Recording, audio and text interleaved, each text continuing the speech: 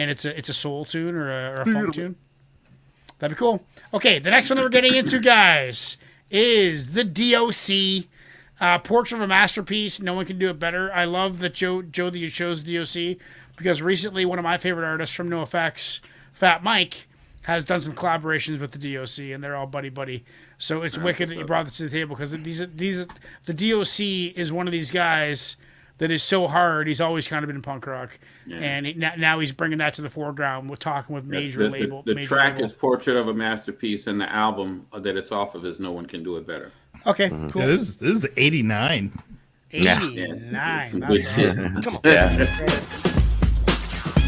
Yeah, this is 89. Oh, I like it. Clearly.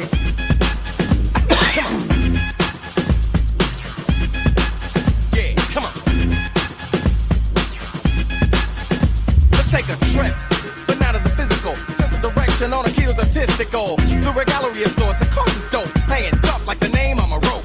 Watching me worry, status of lyrical boys. A musical massacre of inadequate noise by the new authority. Cause the majority of peers who hear will award superiority to those who know you knew. Now it's inevitable. I laid the track and it's simply unforgettable. Time has told me better than gold. I sold and in front of the movement, so it's a new episode. So like, see if you can grasp upon yet another one. Take it to the everyday like it's done the sun. Words connected up to another degree. And I'm the artist who painted this portrait of a masterpiece. It's unquestionable. The lyric to the DOC's a professional. Nothing explicit to prohibit you from listening up. Crisp and clean. But I don't mean 7-Up. Rather stylistic, but don't be frantic or panic. It's just a man on a mission with something more in the attic than just the ordinary. Boring, very few. Doing to the mic as the DO to the CU. Made the choice that as a sin. I'm only a sin. I know I'm where the elevator ends. But in the time between, I'm spending.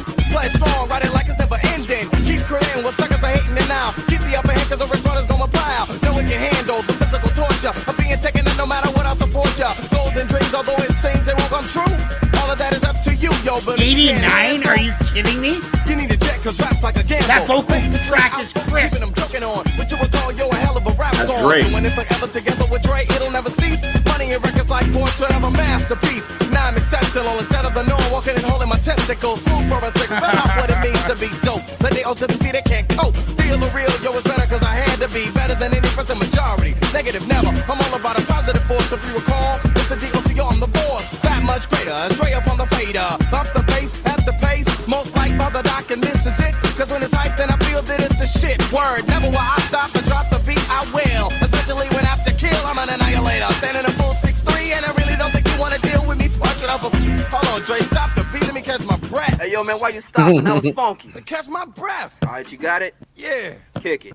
Spawn. Back to attack the wiggy whack, then take the rightful place. Set a rightful time. The deal to the scene is That was a very young Dre. Oh, yeah. Oh, yeah. Yeah, that's cool. Let's go to the next record. I mean, fucking okay. So the bars are fantastic. I love his style. I love the beat. I love that. You know me with that era of hip hop. That's my favorite era of hip hop. Like 89 and 94 is my jam. Just naturally, just what stirs my brain. I just love it. But that was clean and crisp. That vocal track, whoever fucking recorded that was a fucking genius back then. Dre? It was Dre. Dre recorded that. Dre was 22, 23 when they recorded that. Holy fuck! It was so crisp and clear. It sounded like a Shure 58. It sounded like a really crisp, nice, dynamic microphone. Not like a Shure SM7B, but like a 57 or a 50. It almost sounded like a 57. It almost sounded like a fucking like an acoustic guitar mic or whatever it was. But it was so crisp and so sharp, and that just blew my mind. That is from '89. That is the best. What happened to DOC's voice? What was there an accident or what happened? Yeah, he was in a car crash and his vocal cords got damaged in the accident. Fuck. That was in '96. Through the windshield and all of that. Yeah. No shit. Well, I relate to him with that. I got in a bad car crash too when I was a kid. Fucking, that's dope. It sucks that he lost his voice, but it's dope that he's still doing it, and he's still spitting bars. Yeah, he's working on a new album right now with using AI to bring his original voice back. Holy shit, that's so cool. That's so cool. And now imagine if like Sick Jackin' and Big Duke, imagine they could do something to like AI read Big Duke's brainwaves and read his lyrics and read it and format it to his voice. Imagine that shit to bring back. Like just imagine. You want an Android? I want this Neuralink shit active immediately. I want a robot of Big Duke fucking spitting shit. Psycho Realm tunes. DOC, dope, love it. Solid 8 for me, 8.5 for me. What do you say, Ignacio? Well, this is an example of why or how he influenced so many West Coast artists and why he was asked to mentor so many West Coast artists. Right. And he's actually developed quite a bit of MCs that folks don't really know about, you know what I mean? But this was the shit. Like, I was a kid when this came out, man. I was probably like, what, 9, maybe 10 years old when my cousins were listening to this shit like this. You know what I'm saying? Mm. So I'm very familiar with DOC. Obviously, haven't heard him in a while, but this was dope. This was dope. This is way to bring it back, Joe. Way to bring back the shit, bro. Way to bring it back to the classics. You know what I'm saying? I like that shit. I like that. And then he brings me back in with an artist who's working with my favorite punk rock artist right now. Brilliant. Well, brilliant. Yeah, I mean, so far the two West Coast artists that we just had back to back are doing pretty good in my mind right now. But I'm gonna give this one an 8.75 because you cannot like the DOC, bro. You can't not. Pep loves Hieroglyphics West Coast. Mm-hmm. Hieroglyphics is probably my favorite West Coast hip hop. Nice. And Pep Love, I didn't realize he was in there, but I remember every time I've heard Hieroglyphics, they always fucking bend in my brain. Okay. Chuck, what are you saying? This was dope.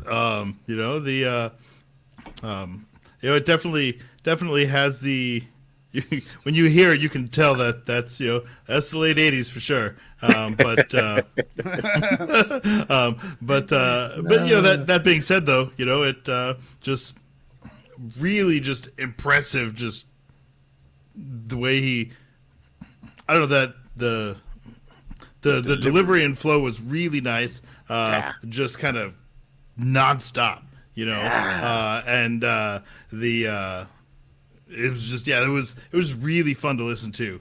Not the world's most complex lyrics or bars, but it was a fun track to listen to.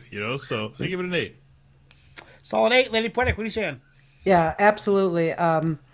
Listening to it style-wise and beat-wise, it can date itself. But flow and delivery-wise, I mean, the DOC was really ahead of his time at that point in time. And this is from a really special era in the world of hip-hop. So, yeah, good stuff. Solid. I really like the beat on this. We're keeping a really good rhythm throughout the night. So yes, let's keep the energy up. I love the energy. Yes. So I'm going to give this one an 8 for sure. Solid 8. Joe, what are you saying? I mean, the DOC is one of my biggest influences on me when it comes to hip hop, and I stay in touch with him on Twitter, and he's a really personable person, When I send him messages and stuff, he messages me back. You know what I mean? That's awesome. That's awesome.